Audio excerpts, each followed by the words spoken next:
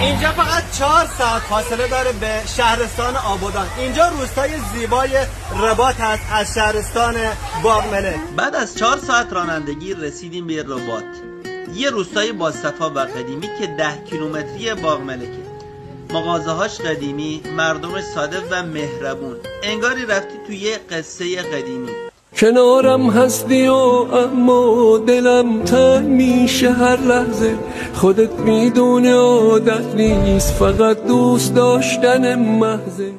رفتیم سر یکی از باغا که لب رودخونه بود.